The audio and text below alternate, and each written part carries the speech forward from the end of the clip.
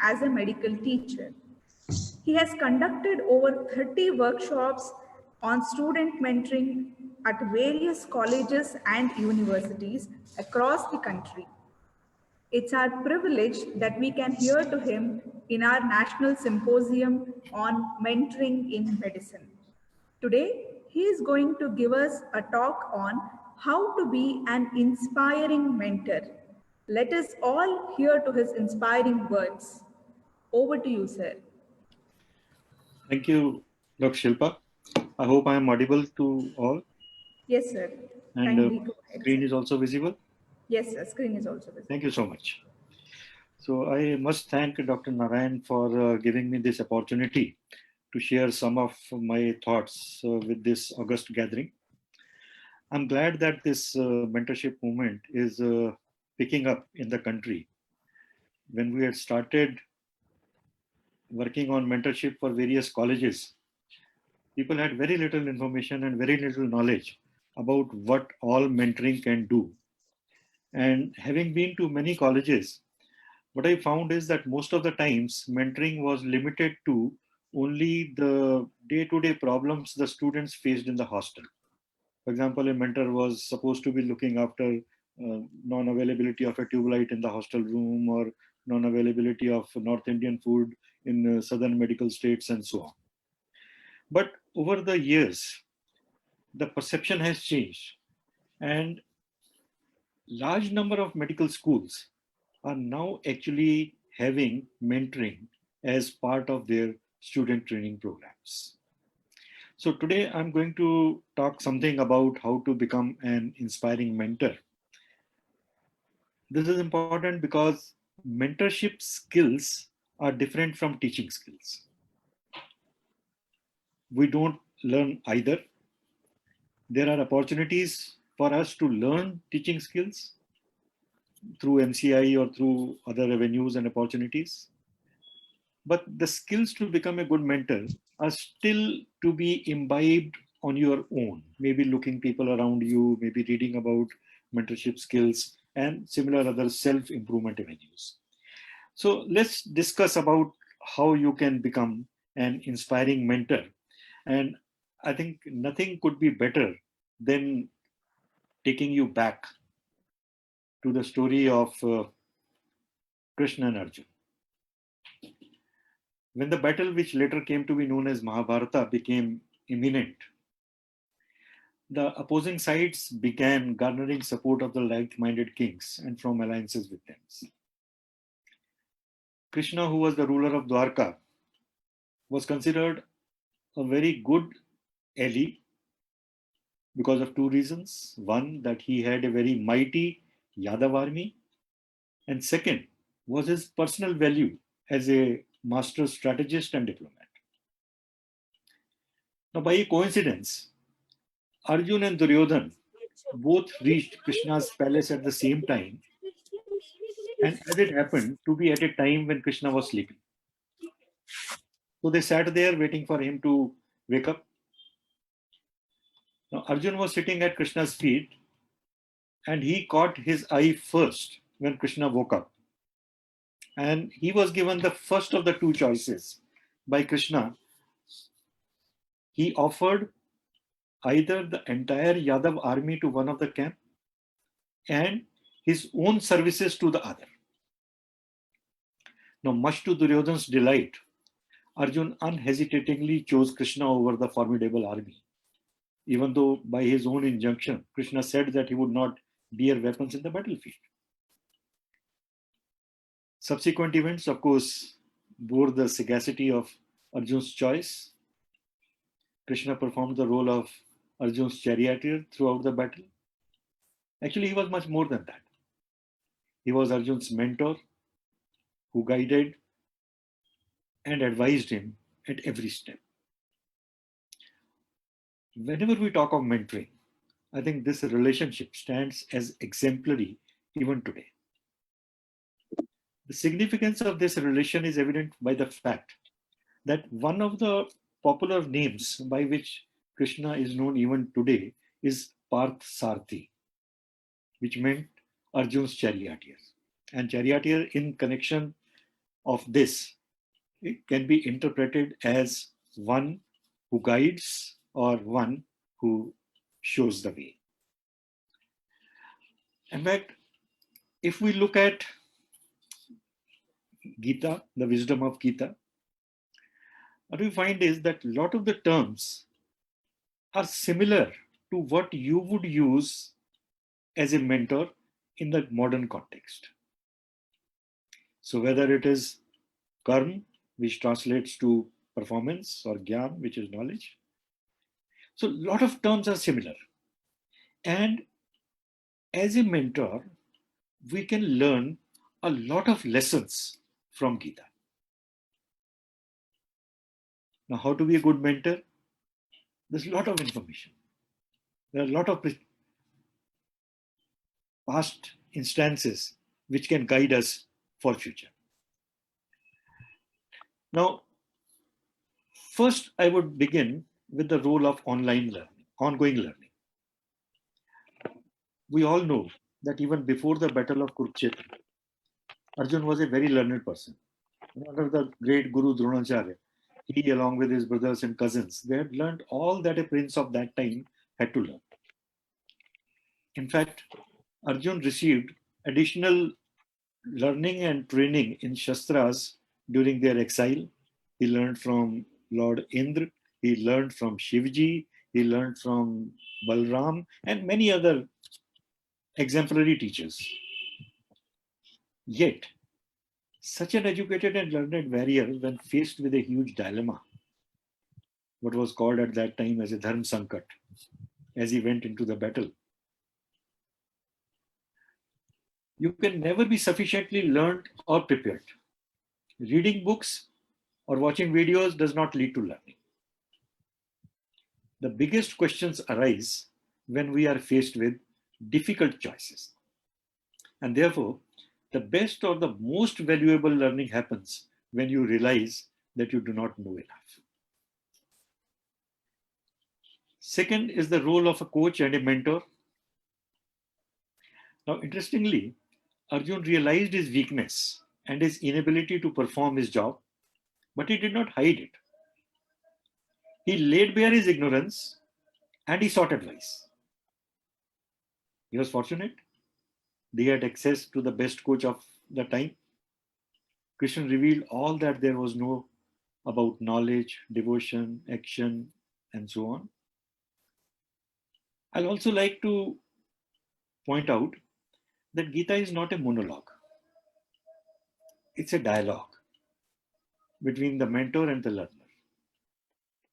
It's a series of questions and answers. And it is only when a learner asks questions, howsoever stupid they might appear, that knowledge is revealed. In the previous session, Dr. Sharma was also talking about talking to them. They may appear stupid, no issues, but ask them.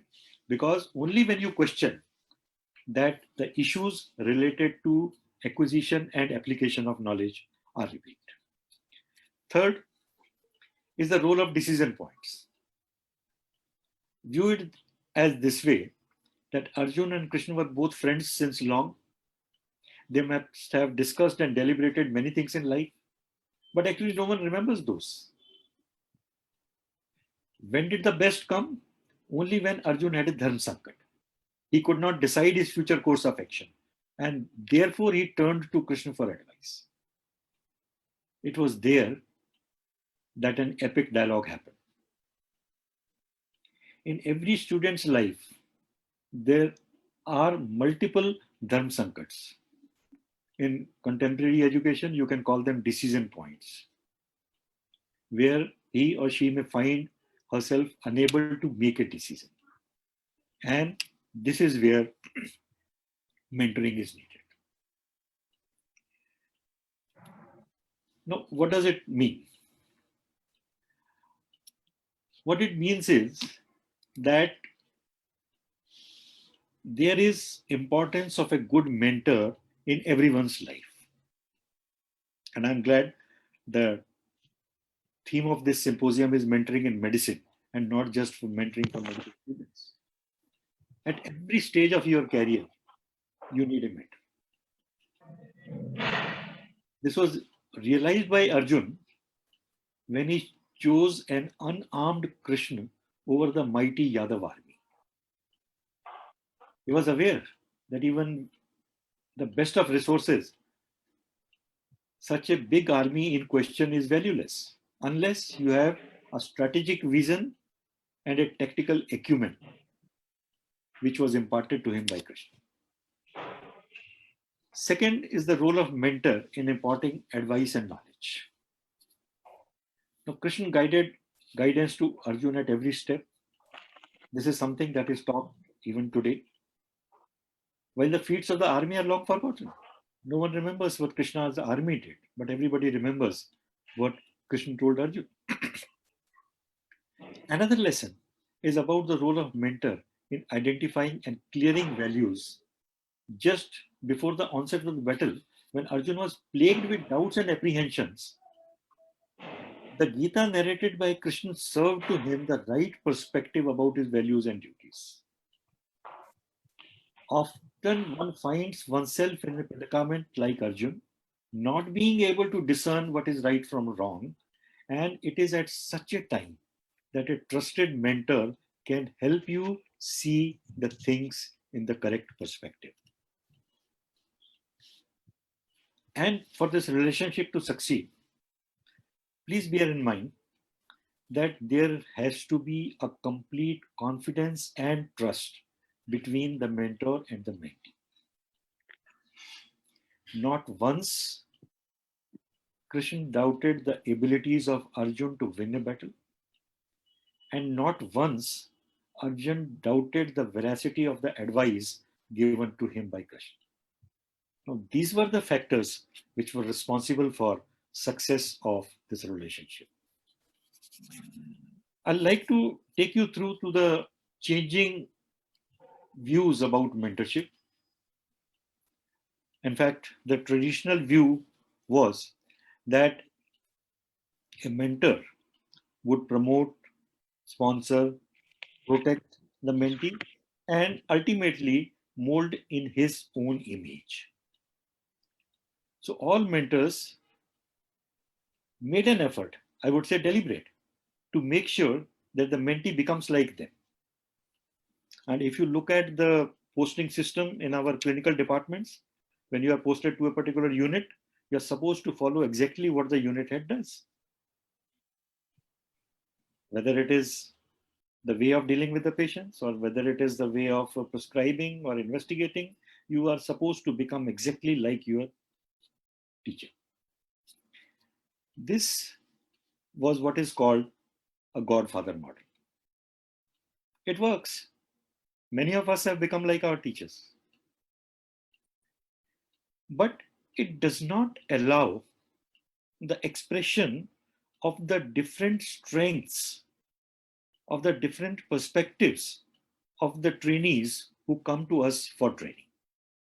And therefore, the contemporary view is that the mentor facilitates, clarifies, coaches, and helps the mentee to build his image. Rightly, this is called an equals model, and I hope that you have noticed the bidirectional arrows. So it is not that only the mentee or the student benefits from this, but it is also the mentor who in turn gets the benefit. I'll talk about this in a little more detail later on. But the focus here is the changing concept about mentoring. So rather than molding the student into his or her own image, the contemporary mentor tries to help the student build his own image based on the strengths and the qualities that he sees in the student. Now, all this requires certain qualities on the part of mentors. It requires certain skills on the part of mentors to be able to deliver to the students. And let's have a look at what qualities you need or you need to develop Now, these qualities are not inborn. It's not that somebody has it from the time of birth and others don't have it. All of us can acquire these qualities. It just requires little deliberate effort, just like teaching. As we can improve our teaching, same way we can improve our qualities to become a mentor. First and foremost, there must be respect between mentor and the mentee. Now, please be aware that respect doesn't form overnight. It takes time. In fact, respect is earned. Now, showing respect doesn't require really doing too much of dramatics or too much of actions on your part. I'll just give you one example. When a veteran teacher with more than 25 years of experience embraced my new idea for introducing OSCE in the department, it told me that I am taken seriously. One fine day, there was a knock on my door, and as I opened the door, I found the director of my institute standing there just saying, I came to say you hello, I'm going. Now, this was acknowledging the relationship. This was telling me that I am valued, I am worthy. And it can take many forms. Dr. Sharma said about having coffee. Yes, even having a lunch, sending an email, sending a WhatsApp message, or even going to a meeting together tells the other person that he or she is being valued. So, respect is first and the foremost aspect that we need to develop for the other person. Listening, Dr. Sharma has already talked about listening. I may be repeating some of the things which he has said, but listening is the core element of mentoring. You get to know a person in a more personal way than you may even realize. A good mentor can pick up on when I am stressed out or when I am having a good day. He can put all verbal and non-verbal clues together that synthesize what I need. Magic of listening allows mentors and mentees to get to know each other and inform the mentor on how they can be of assistance. Rightly said, God has given us only one tongue but two ears, indicating that we need to listen more compared to speaking. Challenging your mentees is important because it helps you to push their thinking and help both of you in grows and new ways. They alert you to new methods, provide tips on how to handle various situations together, and more importantly, these tips are often posed as questions. Questions require the students to discover and learn for themselves. I want to grow and develop as a clinician. It's hard. Please push me out of my comfort zone. I want to improve, but it's hard to be alone. So be there with me as I learn. No, that is the challenge which you need to give to your mentee. And collaboration, in fact, benefits everyone within the support system. By helping refine my ideas, you remind yourself of all the things that make a truly great clinician, for example. It is also mutually beneficial to work together because everyone will walk away with new and improved strategies, lessons, ideas. And you don't have to wait for a mentee to seek out your wisdom. Be proactive, walk that extra mile, ask your mentees, how can I help you? What can I do for you today? And you will be creating a really wonderful relationship. Next is to celebrate. the success which comes in various shapes and sizes. Might be some things very simple, just like simply making a phone call home with a disgruntled parent. While other days it may be implementation of a new idea that the whole team has tried and loved. Be happy when your team achieves. Tell your team that you wouldn't have experienced the success without them. In fact, I am reminded of a saying of Guru Gobind Singh when he created the Sikh community, and someone told him that they are very brave and they are able to fight the invaders and save the country. All that he said was, and I hope many of you would be able to understand, I'll translate it a little later. All that he said was, इन्हीं की कृपा से सजे हम हैं, ना ही moso गरीब करोड़े पड़े हैं. It is because of my followers that I have become a great leader. Otherwise, there are millions like me in this world who have not been able to attain because they didn't have the strength of their team. Honesty is the foundation of any relationship. Tell the truth. In fact, constructive criticism is how we all learn. You have the opportunity to coach somebody through changes that will positively impact him for the rest of the life. Help him learn do's and don'ts of being a student, of being a clinician, being a team member, or even being a unit in charge or head of the institution. These are some things which you don't learn in a usual training program. You don't learn these things in your medical school. It's only a mentor which helps you acquire these skills and competencies. What do you do if your mentee makes a mistake and tells you about it? Do not make an issue out of it. Accept that mistakes are learning points.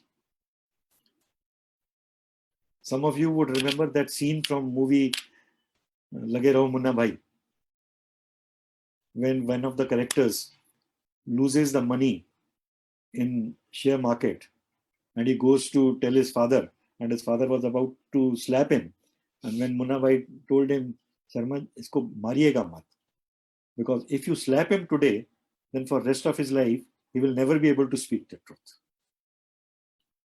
That is what you need to be. In fact, sometimes I realize that being a good mentor is just like being parents to your children.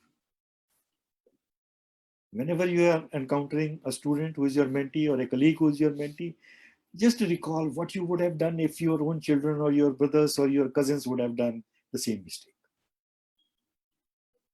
I think life would be much easier, simpler, illuminating, and provide a great learning experience for all of us.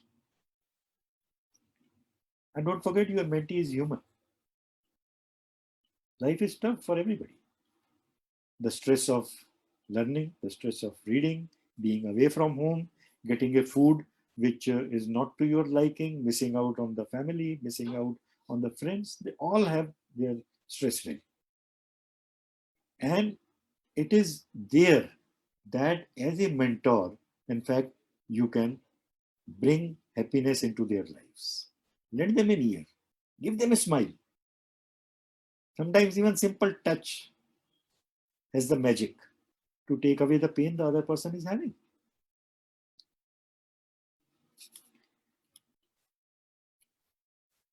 Now, when we say mentoring, the benefits actually span out across all those who are involved. It's not just the students or the mentees who get benefited. You, as a mentor, are also benefited because it helps to develop your own personal and professional skills, it improves your communication skills, your teaching skills, leadership skills, and personal satisfaction. In fact, many of the participants of the workshops that I conducted on mentoring later told me that all the skills that they learned for mentoring, their family life has become better because now they are able to deal with stress in a much better way. And for the institution, it also helps. It prevents attrition, it prevents loss of trained manpower. Most of the people leave institutions just because of perceived issues, not real issues. And that is where mentoring can do a lot of things to improve the situation. I would specifically like to deal with the role of mentoring for competency-based medical education. A new paradigm since last 1 year. Many of us are actually struggling on both sides, as teachers as well as students, because it's something new to us. I, as a teacher, have never experienced competency-based education, and for the students, they have never seen it in actual practice.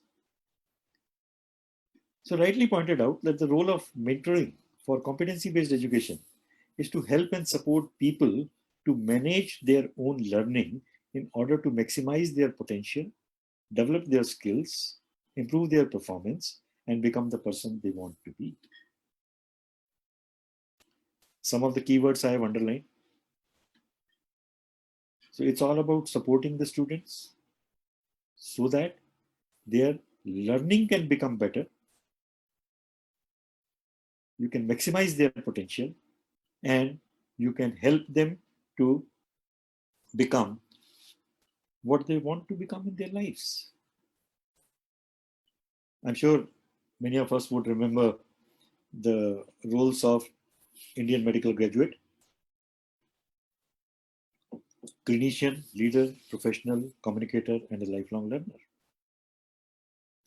Now compare them with the need for mentoring, support, helping people maximize their potential. You'll realize that all the roles actually require support. Till now, we have been teaching them only to become clinicians. There was hardly anything to teach them to become a leader or a professional or a good communicator or to be a lifelong learner. So if we continue without providing mentoring support to our students, it's unlikely that we will be able to develop the system of competency-based education into a meaningful one for our country. Just going a little more, what you would also remember is that these 5 roles of the Indian medical graduate are to be intertwined with the 35 global competencies given in the GMER. And then there are multiple subject-specific competencies. Now, it's a massive job. Integrate these competencies not only in your teaching and assessment, but also to integrate them in the learning plan of the students. And therefore, mentoring, which provides effective strategical support to feedback, and both of them together promote self-reflection. So without mentoring, excuse me, it's unlikely that the students will be able to really go on to the stage of self-reflection and become what we want them to be, the classical Indian medical graduates. In fact, if you look at the assessment for competency-based medical education, the purpose is not to say pass or fail. You're no longer simply saying you got first class and you failed and you come back again. What you want is to ensure a longitudinal professional development of the student. And for ensuring that, the competency based assessment has to be different from the way we have been assessing the students for all along these years. And please remember that for competency based assessment, mentoring and feedback are two very important aspects. Another issue which often keeps up coming is the issue of programmatic assessment. Right now, we have not thought about implementing it in our system, but I'm sure sooner or later, to make sure that we assess the students properly, we'll have to work on this mode of assessment, which is called programmatic assessment. I'll not go into the details of this because time doesn't permit me that. But the major points or the factors of programmatic assessment are that feedback and reflection have the most effect on learning, much more than teaching them extra, having extra classes, showing them more videos, and so on. And reflection can be for the sake of reflection because you have to write it in your logbook, or reflection can be a basis for discussion.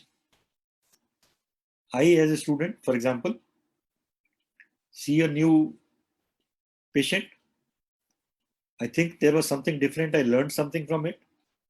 I reflect on that. Now, the mentor needs to support the feedback process and the feedback use.